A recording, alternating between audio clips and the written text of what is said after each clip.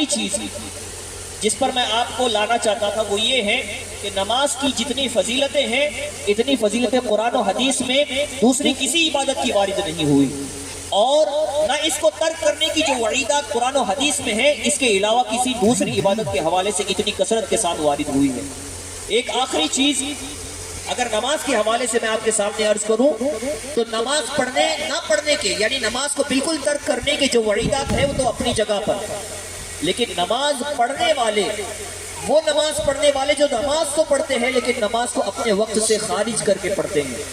صرف ان کا عذاب سنیں اور اس سے اندازہ لگائیں کہ ایسا عذاب جو ان لوگوں کو دیا جائے گا کہ جو نماز تو پڑھتے ہیں لیکن نماز کو اپنے وقت سے خارج کر کے پڑھتے ہیں، تو ان کو عذاب کیسا دیا جائے گا جو بالکل نماز نہیں پڑھتے۔ اللہ فرماتا ہے فَوَيْلٌ لِّلْمُصَلِّينَ الَّذِينَ هُمْ عَنْ صَلَاتِهِمْ سَاهُونَ،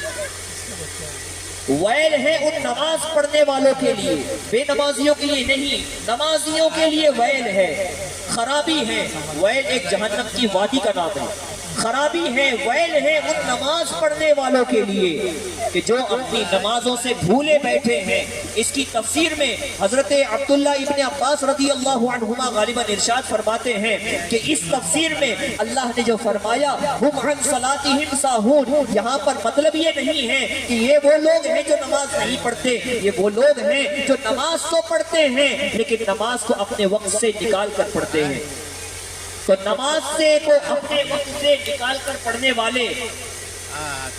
اللہ نے فرمایا ایسے لوگوں کے لیے ویل ہے، اور ویل کے حوالے سے فرمایا گیا کہ ویل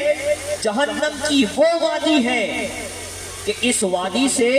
اگر پہاڑوں کو صرف گزار دیا جائے، ویل جہنم کی وہ وادی ہے کہ اگر دنیا کے پہاڑ کو اس ویل نامی وادی سے صرف گزار دیا جائے تو پہاڑوں کی حالت ایسی ہو جائے کہ پگھل کر بکھر جائے اور ان کے نام و نشان مٹ جائے۔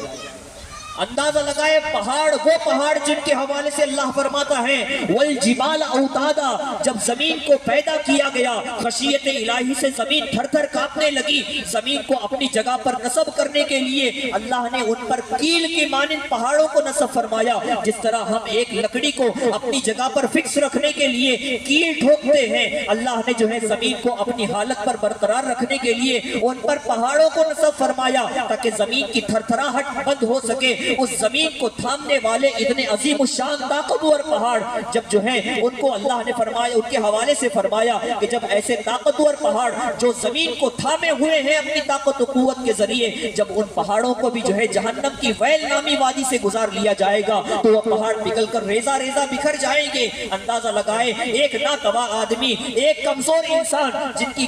کی کمزوری کی دلیل جو ہے خود قرآن دیتا ہے کہ انسان نہایت ہی کمزور پیدا کیا گیا ہے، وہ انسان